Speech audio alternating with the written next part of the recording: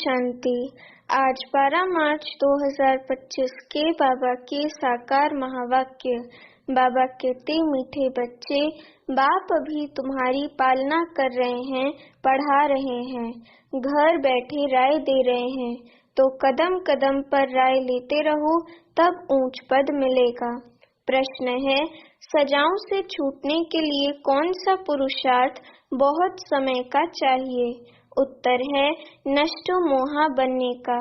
किसी में भी ममत्व ना हो। अपनी दिल से पूछना है, हमारा किसी में मोह तो नहीं है? कोई भी पुराना संबंध अंत में याद ना आए।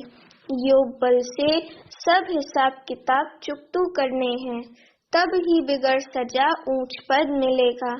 बाबा कहते, ओम शांति। अभी तुम किसके सम्मुख बैठे हो? बाप दादा के। बाप भी कहना पड़े तो दादा भी कहना पड़े। बाप भी इस दादा के द्वारा तुम्हारे सम्मुख बैठे हैं। बाहर में तुम रहते हो तो वहाँ बाप को याद करना पड़ता है, चिट्ठी लिखनी पड़ती है। यहाँ तुम सम्मुख हो, बातचीत करते हो। किसके साथ? बाप दादा के साथ। ये है ऊंच ते ऊंच दो अथॉरिटी। ब्रह्मा है साकार और शिव है निराकार।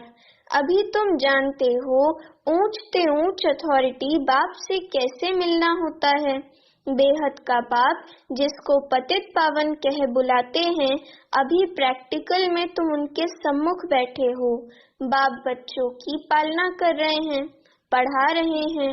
घर बैठे भी बच्चों को राय मिलती है कि घर में ऐसे ऐसे चलो। अब बाप की श्रीमत पर चलेंगे तो श्रेष्ठ से श्रेष्ठ बनेंगे। बच्चे जानते हैं हम ऊंच ते ऊंच बाप की मत से ऊंच ते ऊंच मर्तबा पाते हैं। मनुष्य सृष्टि में ऊंच ते ऊंच ये लक्ष्मी नारायण का मर्तबा है। ये पास्ट में होकर गए हैं। मनुष्य जाकर इन ऊंच को नमस्ते करते हैं। मुख्य बात है ही पवित्रता की। मनुष्य तो मनुष्य ही है, परंतु कहाँ वह विश्व के मालिक, कहाँ अभी के मनुष्य। ये तुम्हारी बुद्धि में ही है। भारत बरोबर 5000 वर्ष पहले ऐसा था, हम ही विश्व के मालिक थे। और किसकी बुद्धि में ये नहीं है? इनको भी पता थोड़े ही था, बिल्कुल घोर अंधियारे में थे। अभी बाप ने आकर बताया है, ब्रह्मा सो विष्णु, विष्णु सो ब्रह्मा कैसे होता है, कैसे होते हैं। बाबा में बोलते हैं कि इनको, ब्रह्मा बाबा को भी थोड़ी पता था इस ज्ञान का, वो भी एकदम घोर अंधियारे में थे। शिव बाबा ने आकर ज्ञान का सोजरा किया है। बाबा कहते कि ये बड़ी गुह्य रमणीक बातें हैं जो और कोई समझ ना सके, सिवाय बाप के ये नॉलेज कोई पढ़ा ना सके। निराकार बाप आकर पढ़ाते हैं। श्री कृष्ण भगवानुवाच नहीं है। बाप कहते हैं, मैं तुमको पढ़ाकर सुखी बनाता हूँ, फिर मैं अपने निर्वाण धाम में चला आता हूँ। अभी तुम बच्चे सतो प्रधान बन रहे हो, इसमें खर्चा कुछ भी नहीं है। सिर्फ अपने को आत्मा समझ बाप को याद करना है। बिगर कौड़ी खर्चा 21 जन्म के लिए तुम विश्व के मालिक बनते हो। पाई पैसा भेज देते हैं, वह भी अपना भविष्य बनाने। कल्प पहले जिसने जितना खजाने में डाला है, उतना ही अब डालेंगे, न जास्ती न कम डाल सकते। ये बुद्धि में ज्ञान है, इसलिए फिक्र की कोई बात नहीं रहती। बिगर कोई फिक्र के हम अपनी गुप्त राजधानी स्थापन कर रहे हैं। ये बुद्धि में सिमरण करना है। तुम बच्चों को बहुत खुशी में रहना चाहिए और फिर नष्टो मोहा भी बनना है। यहाँ नष्टो मोहा होने से फिर वहाँ तुम मोह जीत राजा रानी बनेंगे। तुम जानते हो ये पुरानी दुनिया तो खत्म होनी है, अब वापस जाना है, फिर इसमें ममत्व क्यों रखें? कोई बीमार होता है, डॉक्टर कह देते हैं केस होपलेस है, तो फिर उनसे ममत्व निकल जाता है। समझते हैं आत्मा एक शरीर छोड़ जाए दूसरा लेती है। आत्मा तो अविनाशी है ना। आत्मा चली गई, शरीर खत्म हो गया, फिर उनको याद करने से क्या फायदा होगा? अभी बाप कहते हैं तुम नष्टो मोहा बनो। अपनी दिल से पूछना है, हमारा किसी में मोह तो नहीं है? नहीं तो वे पिछाड़ी में जरूर याद कर आएंगे। नष्टो मोहा होंगे तो ये पद पाएंगे लक्ष्मी नारायण का। स्वर्ग में तो सब आएंगे, वह कोई बड़ी बात नहीं है। बड़ी बात है सजा ना खाकर ऊंच पद पाना। योग बल से हिसाब किताब चुकतू करेंगे तो फिर सजा नहीं खाएंगे। पुराने संबंधी भी याद ना पड़े। अभी तो हमारा ब्राह्मणों से नाता है, फिर हमारा देवताओं से नाता होगा। अभी का नाता सबसे ऊंच है। अभी तुम ज्ञान सागर बाप के बने हो, सारी नॉलेज बुद्धि में है। आगे थोड़े ये जानते थे कि सृष्टि चक्र कैसे फिरता है। अभी बाप ने समझाया है। बाप से वर्षा मिलता है, तब तो बाप के साथ लव है ना। बाप द्वारा स्वर्ग की बादशाही मिलती है। उनका ये रथ मुकर्रर है। भारत में भी भागीरथ गाया हुआ है। बाप आते भी भारत में हैं। तुम बच्चों की बुद्धि में अभी 84 जन्मों की सीढ़ी का ज्ञान है। तुम जान चुके हो ये 84 का चक्र हमको लगाना ही है। 84 के चक्र से छूट नहीं सकते हैं। तुम जानते हो कि सीढ़ी उतरने में बहुत टाइम लगता है, चढ़ने में सिर्फ ये अंतिम जन्म लगता है। इसलिए कहा जाता है तुम त्रिलोकीनाथ त्रिकालदर्शी बनते हो। पहले तुमको ये पता था क्या कि हम त्रिलोकीनाथ बनने वाले हैं? अभी बाप मिला है, शिक्षा दे रहे हैं, तब तुम समझते हो। बाबा के पास कोई आते हैं, बाबा पूछते हैं आगे स्ट्रेस में इसी मकान में कभी मिले हो? कहते हैं हाँ बाबा, कल्प कल्प मिलते हैं। तो समझा जाता है ब्रह्मा कुमारी ने ठीक समझाया है। अभी तुम बच्चे स्वर्ग के झाड़ सामने देख रहे हो, नजदीक हो ना। मनुष्य बाप के लिए कहते हैं नाम रूप से न्यारा है, तो फिर बच्चे कहाँ से आएंगे? वह भी नाम रूप से न्यारे हो जाएं। अक्षर जो कहते हैं बिल्कुल रॉन्ग। जिन्होंने कल्प पहले समझा होगा उनकी ही बुद्धि में बैठेगा। प्रदर्शनी में देखो कैसे कैसे आते हैं। कोई तो सुनी सुनाई बातों पर लिख देते हैं कि ये सब कल्पना है, तो समझा जाता है ये अपने कुल के नहीं है। अनेक प्रकार के मनुष्य हैं।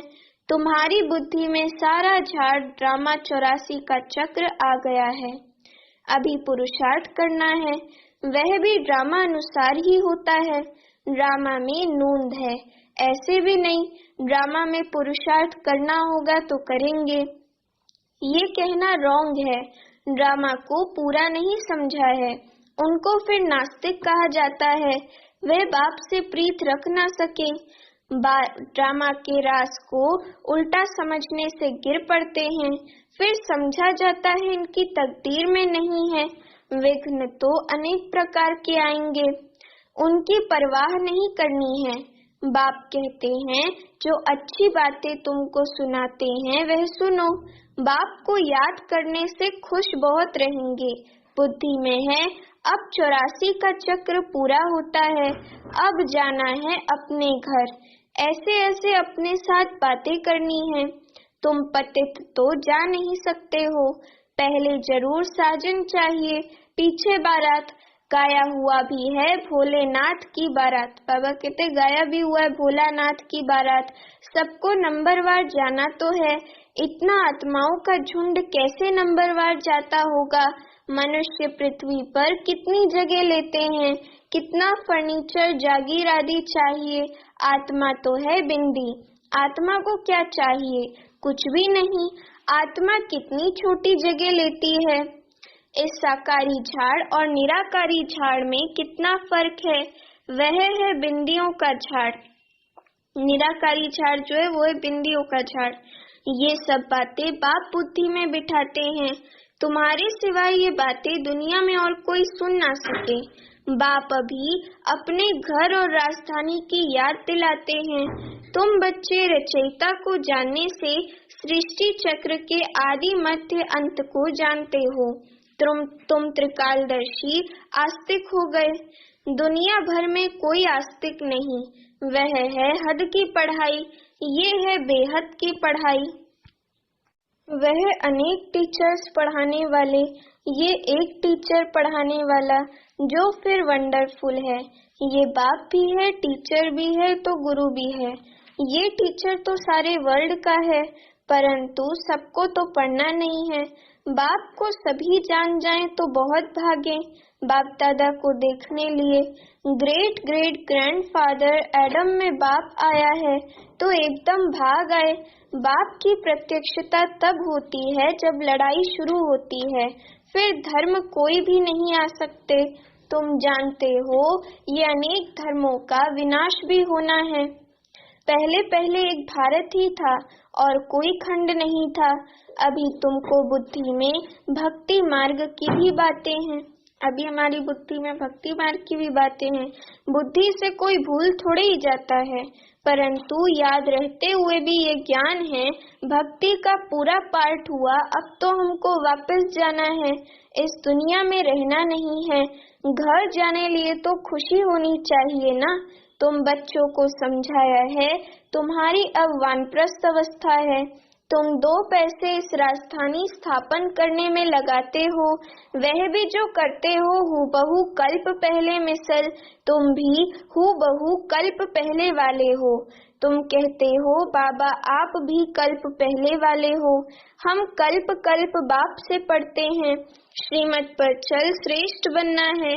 ये बातें और कोई की बुद्धि में नहीं होंगी। तुमको ये खुशी है कि हम अपनी राजधानी स्थापन कर रहे हैं श्रीमत पर। बाप सिर्फ कहते हैं पवित्र बनो। तुम पवित्र बनेंगे तो सारी दुनिया पवित्र बनेगी। सब वापस चले जाएंगे, बाकी और बातों की फिक्र हम क्यों ही करें। कैसे सजा खाएंगे, क्या होगा, इसमें हमारा क्या जाता है। हमको अपना फिक्र करना है और धर्म वालों की बातों में हम क्यों जाएं। हम हैं आदि सनातन देवी देवता धर्म के। वास्तव में इनका नाम भारत है, फिर हिंदुस्तान नाम रख दिया है। हिंदू कोई धर्म नहीं है। हम लिखते हैं कि हम देवता धर्म के हैं, तो भी वह हिंदू लिख देते हैं, क्योंकि जानते ही नहीं है कि देवी देवता धर्म कब था, कोई भी समझते नहीं है। अभी इतने बीके हैं, ये तो फैमिली हो गई ना, घर हो गया ना। बाप तो है प्रजापिता, सबका ग्रेट ग्रेट ग्रैंडफादर। पहले पहले तुम ब्राह्मण बनते हो, फिर वर्णों में आते हो। तुम्हारा ये कॉलेज अथवा यूनिवर्सिटी भी है, हॉस्पिटल भी है। गाया जाता है ज्ञान अंजन सतगुरु दिया, ज्ञान अंधेर विनाश। योग बल से तुम एवर हेल्दी एवर वेल्दी बनते हो। नेचर क्योर कराते हैं ना। अभी तुम्हारी आत्मा क्योर होने से फिर शरीर भी क्योर हो जाएगा। ये है spiritual nature cure. Health wealth happiness 21 जन्मों के लिए मिलती है। ऊपर में नाम लिख दो रूहानी नेचर क्योर। मनुष्यों को पवित्र बनाने की युक्तियाँ लिखने में कोई हर्जा नहीं है। आत्मा ही पतित बनी है, तब तो बुलाते हैं ना। आत्मा पहले सतो प्रधान पवित्र थी, फिर अपवित्र बनी है, फिर पवित्र कैसे बनी। भगवानुवाच मन मना भव मुझे याद करो, तो मैं गारंटी करता हूँ तुम पवित्र हो जाएंगे। बाप दादा कितनी युक्तियाँ बतलाते हैं, ऐसे ऐसे बोर्ड लगाओ, परंतु कोई ने भी ऐसे बोर्ड लगाया नहीं है। चित्र मुख्य रखे हो, अंदर कोई भी आए तो बोलो तुम आत्मा परम धाम में रहने वाली हो। यहाँ ये ऑर्गन्स मिले हैं पार्ट बजाने के लिए। ये शरीर तो विनाशी है ना। बाप को याद करो तो विकर्म विनाश हो जाएंगे। अभी तुम्हारी आत्मा अपवित्र है, फिर पवित्र बनो तो घर चले जाएंगे। समझाना तो बहुत सहज है, जो कल्प पहले वाला होगा वही आकर फूल बनेंगे। इसमें डरने की कोई बात नहीं है। तुम तो अच्छी बात लिखते हो, वह गुरु लोग भी मंत्र देते हैं ना। बाप भी मन मना भव का मंत्र दे, फिर रचयिता और रचना का राज समझाते हैं। गृहस्थ व्यवहार में रहते सिर्फ बाप को याद करो, दूसरे को भी परिचय दो, लाइट हाउस भी बनो।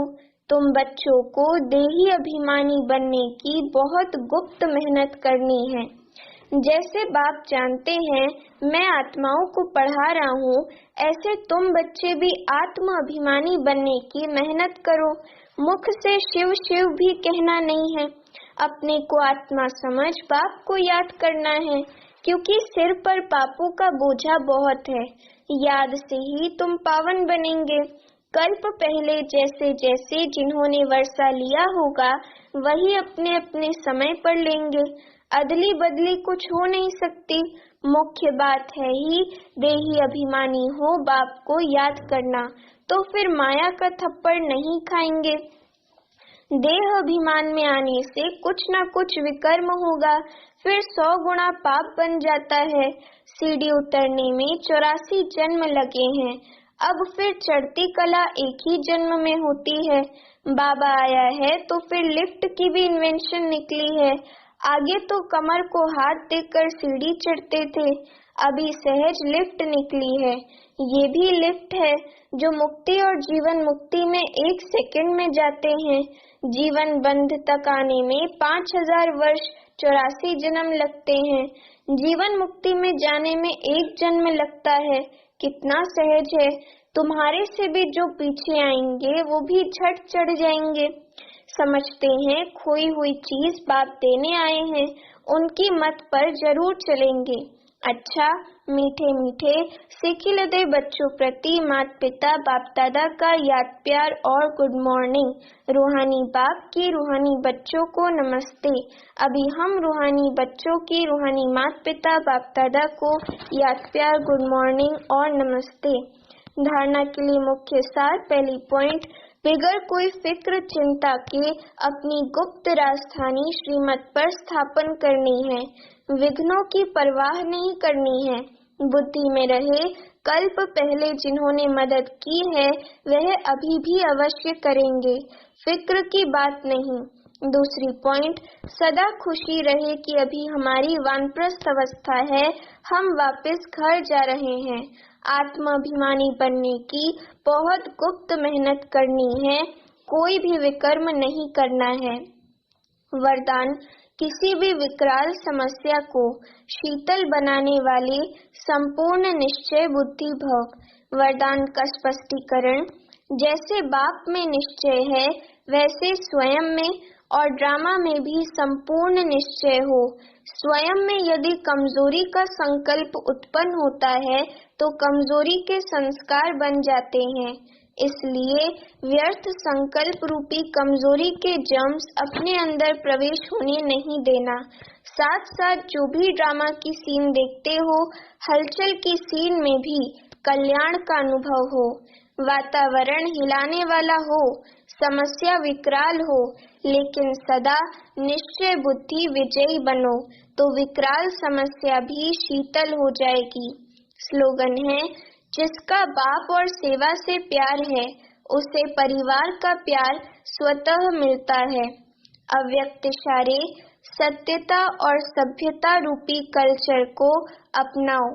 बाबा कहते, जैसे परमात्मा एक है, ये सभी भिन्न भिन्न धर्म वालों की मान्यता है, ऐसे यथार्थ सत्य ज्ञान एक ही बाप का है अथवा एक ही रास्ता है। ये आवाज जब बुलंद हो तब आत्माओं का अनेक तिनकों के सहारे तरफ भटकना बंद हो। अभी यही समझते हैं कि ये भी एक रास्ता है, अच्छा रास्ता है, लेकिन आखिर भी एक बाप का एक ही परिचय, एक ही रास्ता है। ये सत्यता के परिचय की व सत्य ज्ञान के शक्ति की लहर फैलाओ, तब प्रत्यक्षता के झंडे के नीचे सर्व आत्माएं सहारा ले सकेंगी। अच्छा, ओम शांति।